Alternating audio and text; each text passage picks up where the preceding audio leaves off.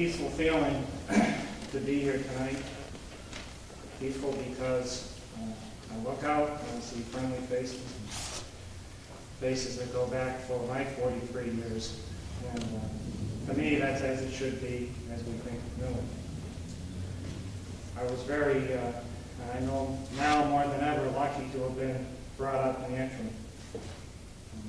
I had great parents, but also there were people in town that were so important to me and many of us in this church tonight that helped shape young lives, people like Beth Kenny and Dizzy Nichols and Mill Ryder.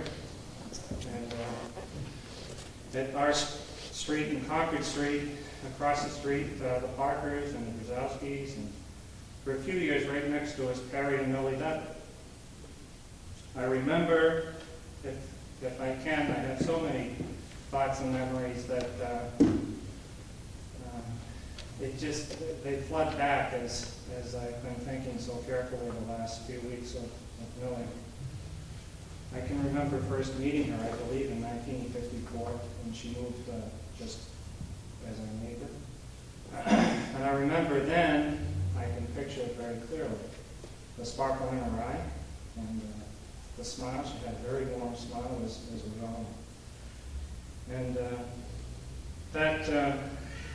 that never left.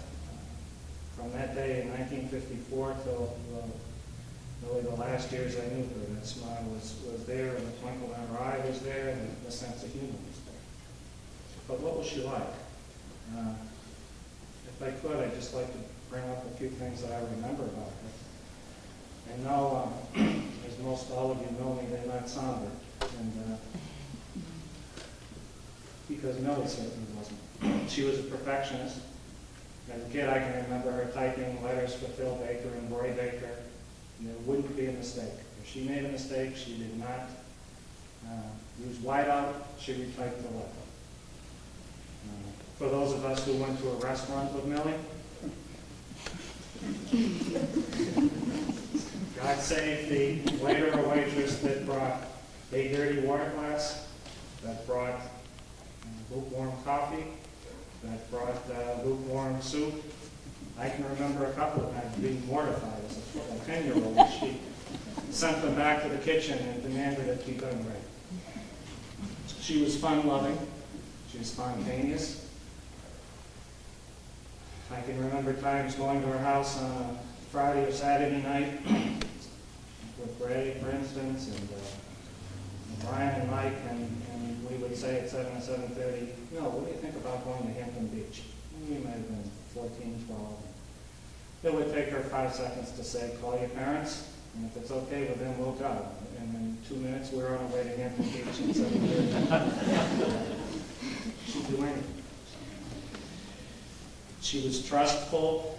She had trust and faith in those who were her friends, which were all of us. And I think something that, as I think of that quality in her, I can remember a time when Ray and Mill and I were at Stoddard Lake, and Ray said, let's walk up this pier here, Mill. It was dark. It was late, 9 o'clock or so. And she said, well, Raymond, there is no pier here. And Ray said, yes, there is, Millie. Just take my hand and it's right here. I'll walk here. Of course, she got out to well over her ankles in water before she realized the joke was there. She was a motivator. From the time I can remember, we would talk politics. We would talk about 1960 campaigns and Nixon and Kennedy and liberals and conservatives and Republicans and Democrats. And she used to tell me that I could be anything I wanted to be. That it was the United States, and that whatever I wanted to be, I could be. And she was very important in instilling that feeling that I could believe in myself. And I think that there's something we can all identify with. She was a friend to all of us. She never criticized me, and she never made me feel guilty, which is a wonderful statement to make about anything. I think we can all relate to that. And I guess sort of an era has ended for many of us who would visit Millie. I can't think of much else in this world that changes so rapidly, and the changes every day we all face. To come back to Millie's, to the same house that was there in the early 60s with the way it was something very reassuring to me and as all of you, I think.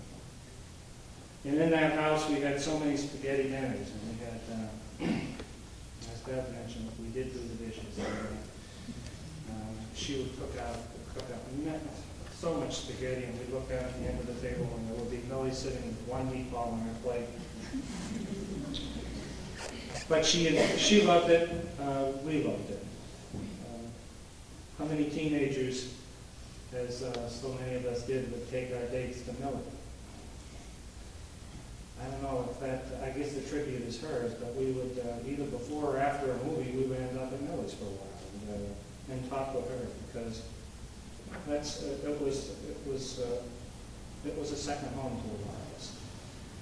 And the gong she had that we used to kid her and say that when we left, she would ring the gong so all the men folks in Antrim would know she was home alone. I can often remember times in her car where Ray and I would be with her, and there would be a gentleman on the street, and one of us would lean over and beat the horn, and of course both of us would bend down out of sight. Millie would, I'm sure you could picture her red face. Or times when I would go to her house, even in recent years, and turn the pictures around in the Rogues Gallery, or defame my sister's picture by and full 2 weeks later, I would receive a call from Millie laughing because she just noticed it, or somebody came to visit her and pointed it out to her. They're wonderful memories. I'm going to miss terms and things she used to say that were Millie's alone. Like, I'm so provoked. Only knows that I'm so provoked.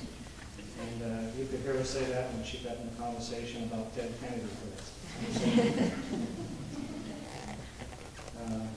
So Brother Forrest told me a wonderful story a couple, 3 weeks ago about how I worked for Thal, and Forrest would say to her time and time again, well, I think I like those sabs. Dick provoked, Thal, not Sab. Protecting me, she would never catch on, and that's true with Millie. Good scout was another term, and that was usually mentioned with her brothers. Forrest was a good scout, always that. And a smart cookie. No rider was a smart cookie. And so soon, we could be there to visit her 10 minutes or 15 minutes quickly, and the family would be ready to go. And she'd say, well, you're leaving so soon? And we could be there 8 hours. You're leaving so soon? I think, in short, though, I had originally thought when I heard that the service would be 2 or 3 weeks. My first feeling was that that's probably good, so that I, as you, could think more about Millie and perhaps some of the emotion of the moment would have passed. But it's not the case. As my family has found out, and they have all said, and I said, it's just pointed out how much we do miss her. I think one thing, Millie led a full life, and I think I can say that I'm most thankful that my kids have gotten to know her, and by knowing her, maybe understand their parents a little better, because she's that important in our lives, as she was with the Harris kids and so many other kids that she was close to. So it's with a lot of fondness and yet a lot of so many humorous things that I think back with that. always take with me. And I like food when I